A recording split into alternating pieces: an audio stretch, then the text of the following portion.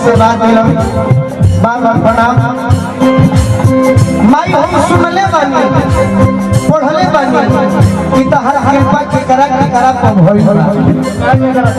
राखी भैया हो ना महिमा भैया हे बहुत रसी के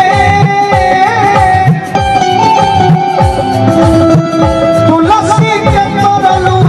संवरलू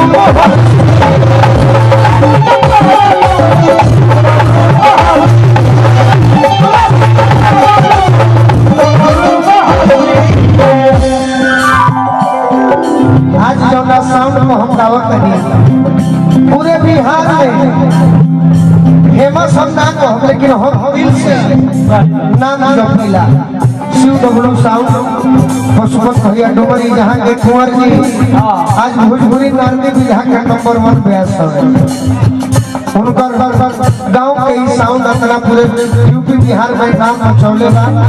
शिव डब्लू साउंड हमारा पशुपत भैया के माध्यम से बाकी ये भाई महिमा के भैया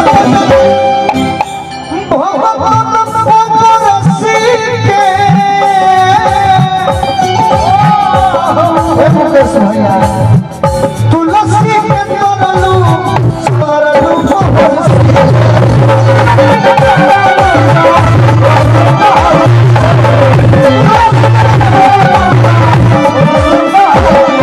बाकी माई हर बोलू राजा टूट गई भाई आए राखी अब तो ही उबार भैया गोलू